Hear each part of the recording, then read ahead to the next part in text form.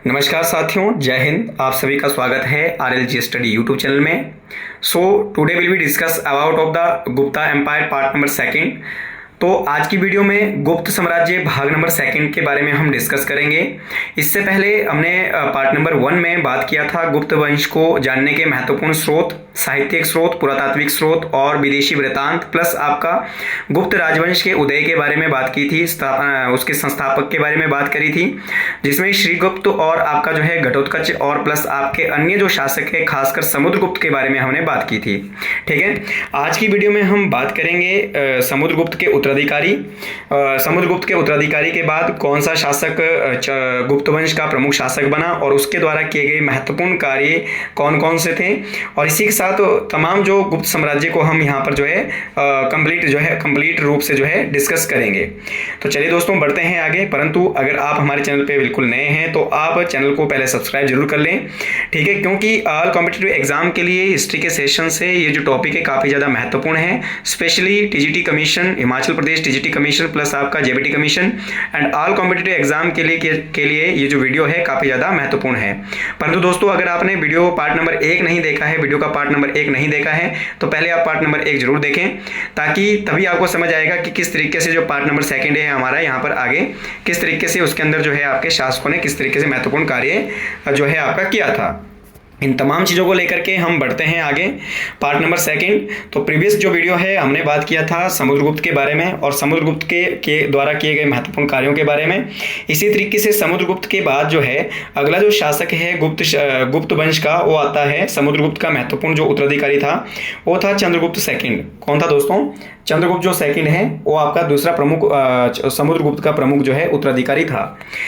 तो चंद्रगुप्त द्वितीय के बारे में अगर बात करें तो इसने ये 380 से लेकर 345 तक जो है शासक रहा। ठीक है, 380 से 415 तक जो है एडी तक जो है ये इसने शासन किया। ठीक है, गुप्त शासक के रूप में। इसके द्वारा किए गए महत्वपूर्ण कार्यों में अगर हम बात करें तो इसने चंद्रगुप्त द्वितीय ने शकों को पराजित किया था, क्योंकि इस टाइम में, इस काल में शक ही सबसे बड़ी बाधा थी। शकों के द्वारा बार बार भारत पर आक्रमण किए जा रहे थे गुप्त काल के अंदर। और आपका जो है कौन सा ऐसा शासक था गुप्त काल का जिसने शकों को पराजित किया था, तो उसमें पहला नाम आता है चंद्रगुप्त द्वितीय का। ठीक है, और इसी विजय पर इसने शकों को पराजित करने के पश्चात इस विजय उपलक्ष्य पर इसने जो है चांदी के सिक्के चलाए थे और साथ में जो है शकारी जो आपका जो उपाधि है उसको धारण किया था। शकारी का मतलब है शकों को हराने वाला या शकों को अंत करने वाला। ये सारी जो चीज़ें हैं इसके द्वारा की गई थी। इसके साथ ही अगर हम बात करें चंद्रगुप्त द्वितीय के बारे में तो चंद्रगुप्त द्वितीय ने अपनी जो पुत्री है प्रभावती का जो विवाह है वो बकाटक शासक रुद्रसेन से करवाया था। तो ध्यान रखना कि प्रभावती का संबंध जो है चंद्रगुप्त द्वितीय से क्या था, पिता और पुत्री का था। और ये जो प्रभावती है इसका जो विवाह करवाया गया बकाटक शासक रुद्रसेन से करवाया गया था। तो ये भी आपने बात ध्यान रख लेनी है।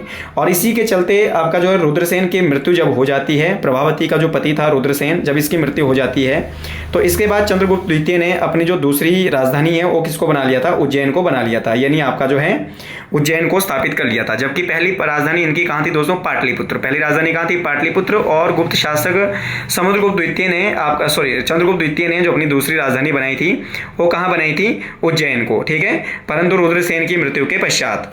तो ये हमने बात की किसके बारे में? चंद्रगुप्त द्वितीय के बारे में। तो चंद्रगुप्त द्वितीय जो है जिसको इतिहास में कईयों नामों से जाना जाता है दोस्तों, तो इसको कईयों उपनाम थे, कईयों इसके टाइटल थे, कईयों इसने उपाधि धारण करी थी, जैसे देवश्री, विक्रम, प्रतिरथ और सिंह विक्रम, परम भागवत, अजीत विक्रम और विक्रमांक। ये सारे के सारे जो नाम हैं वो किसके थे? चंद्रगुप्त द्वितीय के थे। ठीक है, इनमें से विक्रमादित्य भी है, चंद्रगुप्त विक्रमादित्य के नाम से भी इसको जाना जाता है दोस्तों।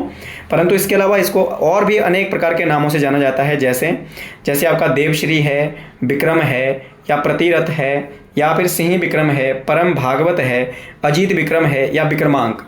ठीक है, तो ये आपने ध्यान रख लेना, ये सारे के सारे उपनाम जो है किसके हैं? चंद्रगुप्त सेकंड के उपनाम है। ठीक है, और ये जो चंद्रगुप्त सेकंड था, अगर हम बात करें अनुयायी होने की, तो ये जो है वैष्णव धर्म का अनुयायी था, उपासक था, वैष्णव धर्म को ये मानता था। ठीक है, इसका ये प्रमुख क्या था? फॉलोवर था। और इसके काल की साहित्य और कला के कारण, इसके काल को साहित्य और कला के कारण जो है वो आपका कला का स्वर्ण काल कहा जाता है। तो ध्यान रखना, साहित्य और कला का गोल्डन एज किसके काल को कहते हैं? चंद्रगुप्त द्वितीय के काल को कहते हैं। ध्यान रखे बात कि आपका भारत के किस एक शासक के काल को साहित्य और कला का स्वर्ण युग कहते हैं? तो किसको कहते हैं दोस्तों? चंद्रगुप्त द्वितीय के टाइम पीरियड को।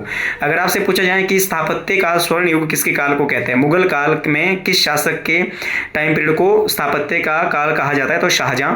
हिंदी साहित्य का स्वर्ण युग अकबर के टाइम पीरियड को, और चित्रकला का स्वर्ण युग जहांगीर के टाइम पीरियड को। और यहाँ पर साहित्य और कला दोनों की बात हो रही है। साहित्य और कला इसका जो स्वर्ण युग है, गोल्डन एज है, किसके काल को कहते हैं? वो कहा जाता है चंद्रगुप्त द्वितीय के टाइम पीरियड को। अदरवाइज पूरे गुप्त काल को भारत का स्वर्ण युग भी कहा जाता है। ठीक है, क्योंकि इस काल में कला, साहित्य और अन्य प्रकार की जो अन्य प्रकार से जो है भारत जो है वो काफ़ी ज़्यादा डेवलप आपका भारत ने किया। भारत के अंदर जो है काफ़ी ज़्यादा डेवलपमेंट हुआ, और इसी कारण से गुप्त काल को जो है भारत का स्वर्ण युग के नाम से भी जाना जाता है। तो ये हमने बात किया यहाँ पर चंद्रगुप्त द्वितीय के बारे में।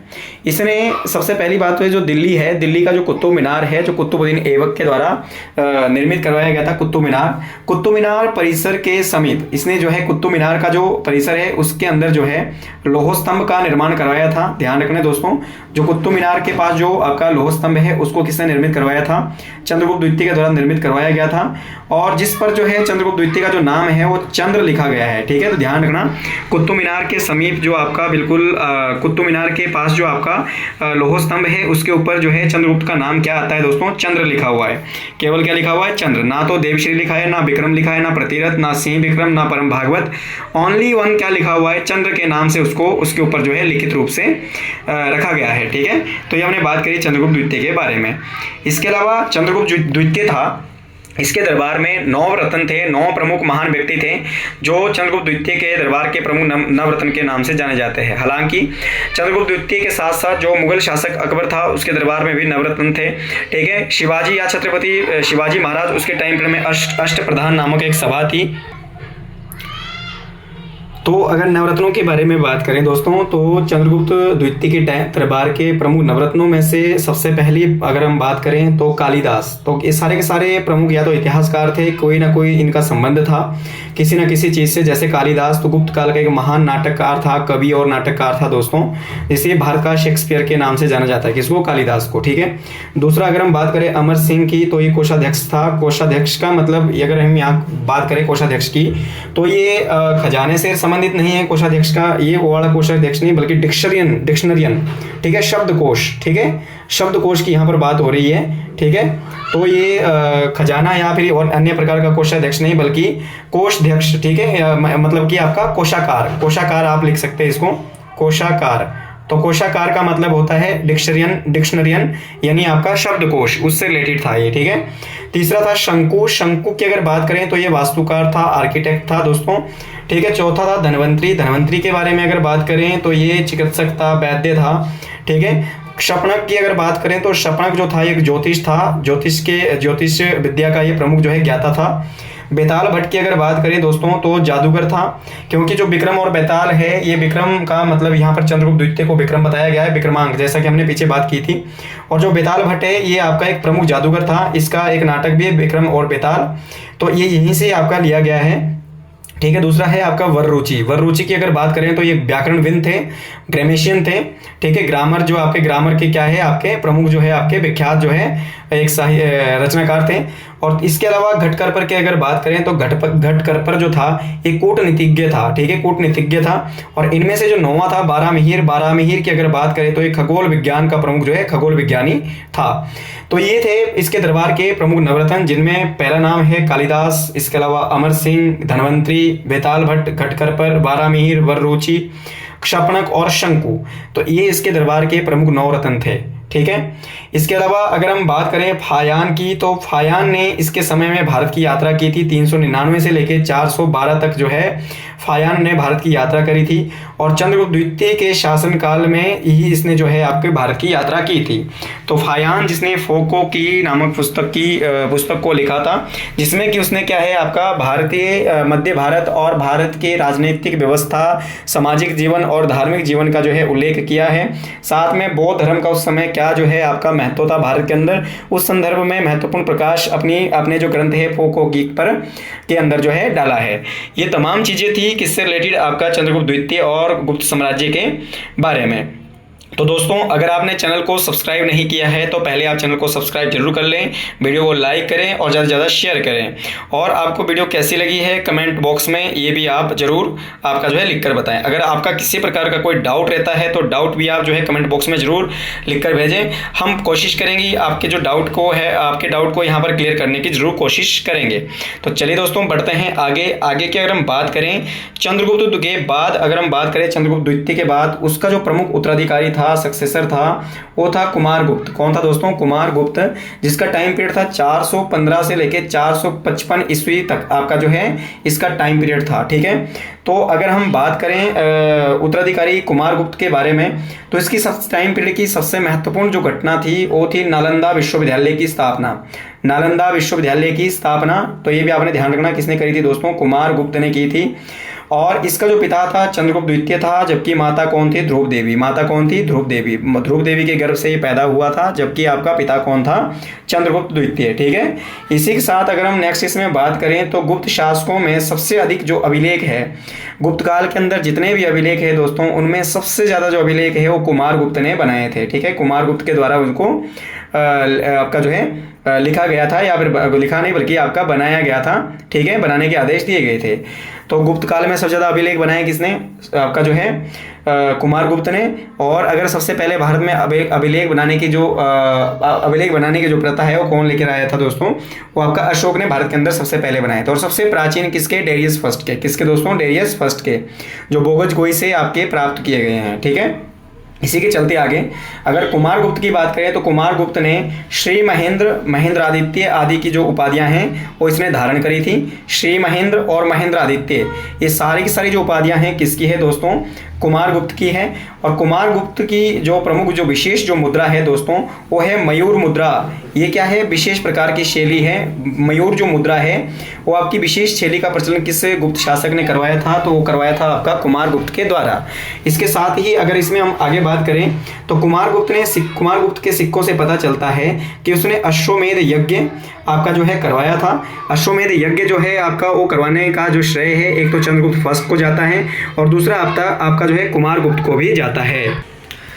इसके अलावा अगर हम बात करें मंदसौर का अभिलेख की, तो मंदसौर का जो अभिलेख है, मंदसौर अभिलेख जो आपका बनाया था, ये मंदसौर अभिलेख काफ़ी ज़्यादा महत्वपूर्ण है दोस्तों। तो मंदसौर का जो अभिलेख है कुमारगुप्त के द्वारा बनाया गया था। और ये इन अभिलेख सभी कुमारगुप्त के द्वारा बनाए गए सभी अभिलेखों में सबसे महत्वपूर्ण है मंदसौर का अभिलेख। इससे भी हमें कुमारगुप्त के शासन व्यवस्था और उस समय की जो सामाजिक और धार्मिक जो व्यवस्थाएं हैं उन तमाम चीज़ों के बारे में जानकारी मिलती है। ठीक है, इसके बाद जो कुमारगुप्त की अगर हम बात करें, कुमारगुप्त के पश्चात जो अगला जो उत्तराधिकारी आता है वो आता है स्कंदगुप्त। ठीक है, कुमारगुप्त का जो उत्तराधिकारी था वो कौन था? स्कंदगुप्त, जिसने शासन किया 455 से लेके 467 एडी तक जो है इसने शासन किया था। ठीक है, तो ये जो अगर हम स्कंदगुप्त के बारे में बात करें तो ये गुप्त काल का अंतिम महान शासक था। वैसे तो गुप्त काल के कई सारे शासक थे आगे भी, परंतु उन्होंने कुछ समय तक शासन किया और लगातार हुनों के आक्रमण का जो है रोकने में ये शासक असफल रहते हैं और इसी कारण से गुप्त साम्राज्य का अंत हो जाता है।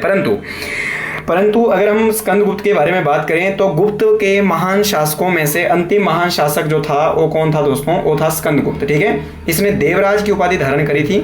इसने क्या किया था? देवराज की उपाधि जो है वो धारण की थी। ठीक है, और इसने सुदर्शन झील का पुनर्निर्माण करवाया था। ये भी आपने ध्यान रख लेना, सुदर्शन झील को रिनोवेट करवाया था जो आपकी सौराष्ट्र के अंदर चंद्रगुप्त मौर्य के द्वारा बनाई गई थी। उसको रिनोवेट करवाने में महत्वपूर्ण योगदान इसने दिया था। इसने हुणों और पुष्यमित्रों पर 2 महान विजय को प्राप्त किया था। एक तो इसने हुणों को हराया और दूसरा इसने पुष्यमित्रों को हराया। ठीक है, पुष्यमित्र जो है आपका पुष्यमित्र वंश यानी पुष्यभूति वंश। ठीक है, और दूसरा आपका हुण शासकों को पराजित किया और पुष्यमित्रों पर विजय प्राप्त करी। तो दो महान विजय प्राप्त करने वाला जो प्रमुख गुप्त शासक था वो था आपका कौन? स्कंदगुप्त। ठीक है, स्कंदगुप्तास। इसने सोने के सिक्के जारी किए परंतु वो शुद्ध नहीं थे। ध्यान रखें, गुप्त काल के अंदर जो चलाए गए सोने के सिक्के हैं जो स्कंदगुप्त के द्वारा चलाए गए थे, मुख्यतः चलाए तो गए थे परंतु ये आपका जो है प्योर जो सिक्के हैं, प्योर जो आपके गोल्ड है उसके नहीं बने थे। ठीक है, तो ये भी आपने बात ध्यान रख लेना है किसके बारे में, स्कंदगुप्त के बारे में। ठीक है, और इसी के चलते अगर हम आगे बात करें किसके बारे में, अगला जो शासक था स्कंदगुप्त के बाद नरसिंहगुप्त शासक बनता है। नरसिंहगुप्त जब शासक बनता है तो इसके शासनकाल में, इसका जो शासनकाल था 495 से 530 तक जो है इसने शासन किया था।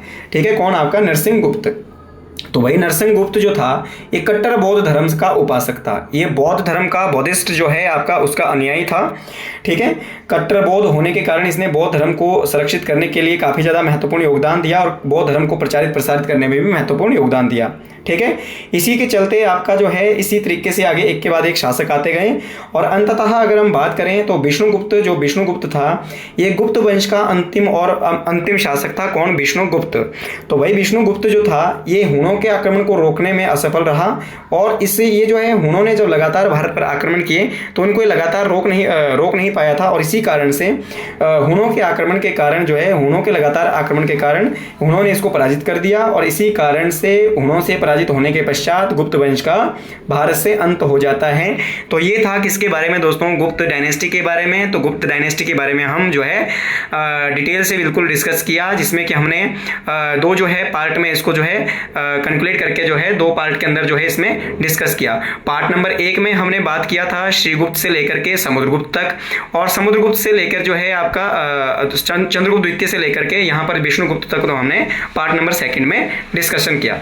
परंतु दोस्तों पार्ट नंबर 2 देखने से पहले अगर आपने पार्ट नंबर 1 नहीं देखा है तो आप उसको जरूर देख लें, क्योंकि आपका जो है काफी ज्यादा स्टार्टिंग जो है गुप्ता एम्पायर की वो आपका पार्ट नंबर 1 से की गई है। ठीक है, और इसके अलावा हिस्ट्री के सेशन में अगर आपको इसके अलावा एंशिएंट हिस्ट्री के और इम्पोर्टेंट टॉपिक के बारे में डिटेल से आपका जो है जानकारी चाहिए, तो इसलिए आप यूट्यूब के चैनल के जो है आपका प्लेलिस्ट में जा करके हिस्ट्री के सेशन को क्लिक करके यहाँ पर अलग अलग जो आपकी एंशिएंट हिस्ट्री के अलग अलग जो पार्ट है वो आपके जो है आपको वीडियो उसकी देखने को मिल जाएगी, जिसमें हड़प्पा सभ्यता है, या इसके अलावा जैन धर्म है, बौद्ध धर्म है, इसके अलावा आपका वैदिक काल है, उत्तर वैदिक काल के बारे में हमने बात की है उसमें।